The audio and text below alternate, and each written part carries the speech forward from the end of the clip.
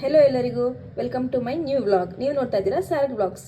ಇವತ್ತಿನ ವಿಡಿಯೋ ಏನಪ್ಪ ಅಂತಂದರೆ, ನಾನು ಮತ್ತೊಂದು ಹೊಸ ರೆಸಿಪಿ ಜೊತೆ ಬಂದಿದ್ದೀನಿ. ಏನದು ಅಂತಂದರೆ ಟೊಮೆಟೊ ಬೇಳೆ ರಸಮ್, ಅದು ಟೊಮೆಟೊ ಬೇಳೆ ಸಾಂಬಾರ್, ತಿಳಿಸಾರು, ಬೇಳೆ ತಿಳಿಸಾರು, ಏನು ಬೇಕಾದರೂ ಕರಿಬೋದು ನೀವು. ಇದು ನನ್ನ ರೆಸಿಪಿ, ಸಿಂಪಲಾಗಿ ಈಸಿಯಾಗಿ ಮಾಡೋವಂಥ ರೆಸಿಪಿ. ಸೊ ಇದಕ್ಕೆ ಏನೇನು ಬೇಕು, ಹೇಗೆ ಮಾಡೋದು ಅಂತೆಲ್ಲ ನೋಡೋಣ ಬನ್ನಿ. ನಾನೊಂದು ಕುಕ್ಕರ್ ತೊಗೊಂಡಿದ್ದೀನಿ. ಕುಕ್ಕರ್ಗೆ 1/2 ಕಪ್ ಅಷ್ಟು ಬೇಳೆ ಹಾಕ್ಕೊಳ್ಳೋಣ. ಬೇಳೆ ಜಾಸ್ತಿ ಬೇಡ, ಒಂದು 1/2 ಕಪ್ ಅಷ್ಟು ಸಾಕು. ಟೊಮೆಟೊ ಜಾಸ್ತಿ ಇರಬೇಕು. ಸೊ ಫಸ್ಟು ಬೇಳೆನ ತೊಳ್ಕೊಳ್ಳೋಣ ಬನ್ನಿ.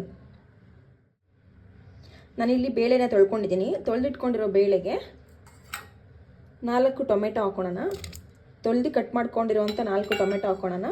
ಹಾಗೆ 1 ಬೆಳ್ಳುಳ್ಳಿ ಹಾಕ್ಕೊಳ್ಳೋಣ. ಆ್ಯಂಡ್ ಅದಕ್ಕೆ 1 ಚಿಟಿಕೆ ಅರಿಶಿನ,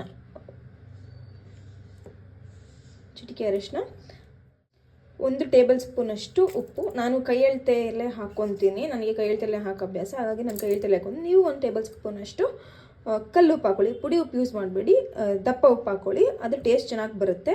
ಇದೆಲ್ಲ ಇದಕ್ಕೆ ಹಾಕ್ಕೊಂಡಿದ್ದೀನಿ. ಇವಾಗ ಇದಕ್ಕೆ ಸ್ವಲ್ಪ ವಾಟರ್ ಹಾಕ್ಕೊಳ್ಳೋಣ.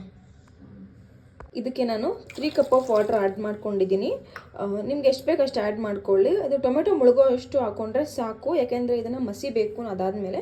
ಹಾಗಾಗಿ ಟೊಮೆಟೊ ಮುಳುಗೋ ಅಷ್ಟು ನೀರು ಹಾಕ್ಕೊಂಡ್ರೆ ಸಾಕು. ಸೊ ಇವಾಗ ಲಿಡ್ ಕ್ಲೋಸ್ ಮಾಡ್ಕೊತಾ ಇದ್ದೀನಿ.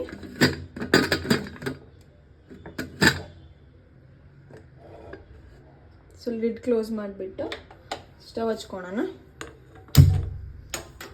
ಇದು 2ರಿಂದ 3 ವಿಷಲ್ ಕೂಗಲಿ. ಬೇಳೆ ಚೆನ್ನಾಗಿ ಬೇಯಬೇಕು. ಸೊ ಹಾಗಾಗಿ 2ರಿಂದ 3 ವಿಷಲ್ ಕೂಗಲಿ.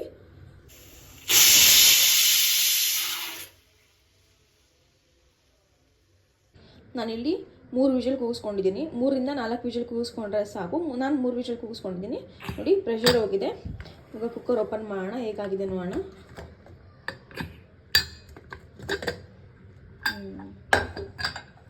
ನೋಡಿ, ಈ ಥರ ಆಗಿದೆ. ಇವಾಗ ಇದನ್ನು ಒಂದು ಮಸಿಯುವಂಥ ಒಂದು ಮಂತ್ ಇರುತ್ತಲ್ಲ, ಮಂತಲ್ಲಿ ಇದನ್ನು ಮಸ್ಕೋಬೇಕಾಗ ಚೆನ್ನಾಗಿ ನೋಡಿ, ಬೇಳೆ ಚೆನ್ನಾಗಿ ಬೆಂದಿದೆ. ನೋಡಿ, ಕಾಣಿಸಿದ್ಯಾ?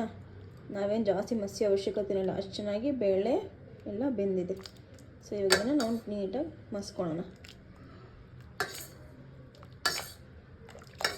ನೀಟಾಗಿ ಇದನ್ನ ಮಸ್ಕೊಂಡು ಇದಕ್ಕೆ ಒಗ್ಗರಣೆ ಕೊಟ್ಟರೆ ಬೇಳೆ ತಿಳಿ ಸಾಂಬಾರ್ ರೆಡಿ.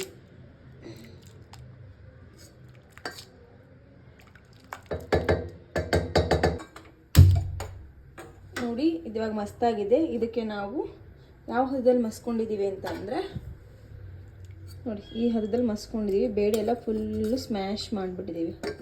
ಚೆನ್ನಾಗಿ ಸ್ಮ್ಯಾಶರಲ್ಲಿ ಬೇಳೆನ ಸ್ಮ್ಯಾಶ್ ಮಾಡ್ಕೊಂಡಿದ್ದೀನಿ.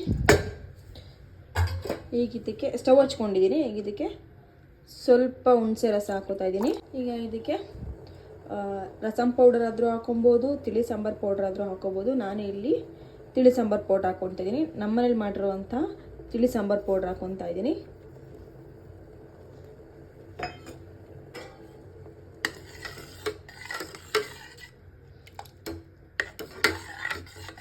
ಇದಕ್ಕೆ 1 ಗ್ಲಾಸ್ ಆಫ್ ವಾಟರ್ ಆ್ಯಡ್ ಮಾಡ್ಕೊತಾ ಇದ್ದೀನಿ.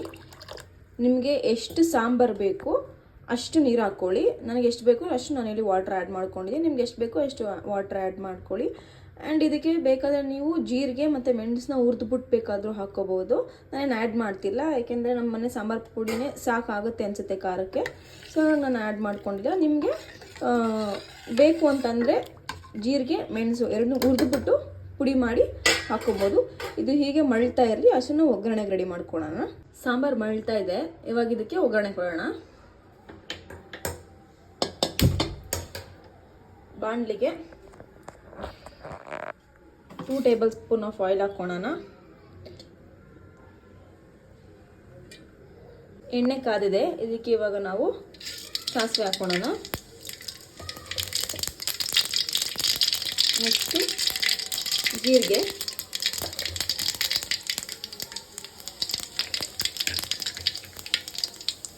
ಜಜ್ಜಿಟ್ಕೊಂಡಿರೋಂಥ ಒಂದು 5 ಇಲ್ಕು ಬೆಳ್ಳುಳ್ಳಿ, 4 ಒಣಮೆಣಸಿನ್ಕಾಯಿ, ಸ್ವಲ್ಪ ಕರಿಬೇವು, ಸ್ವಲ್ಪ ಇಂಗು,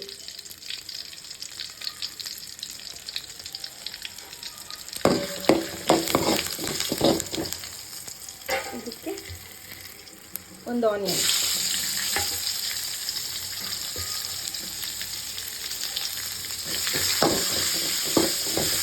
ಆನಿಯನ್ ಬೇಕಾದರೆ ಬೇಳೆ ಬೇವಾಗಲೇ ಹಾಕೊಬೋದು. ನಾನು ಇಲ್ಲಿ ಒಗ್ಗರಣೆಗೆ ಹಾಕೊಳ್ತೀನಿ ಆನಿಯನ್ನ, ಸ್ವಲ್ಪ ಕ್ರಿಸ್ಪಿಯಾಗಿ ಚೆನ್ನಾಗಿರುತ್ತೆ ತಿನ್ನೋಕ್ಕೆ ಅಂತ. ಈ ಒಗ್ಗರಣೆನ ಇವಾಗ ಸಾಂಬಾರಿಗೆ ಶಿಫ್ಟ್ ಮಾಡ್ಕೊಳೋಣ.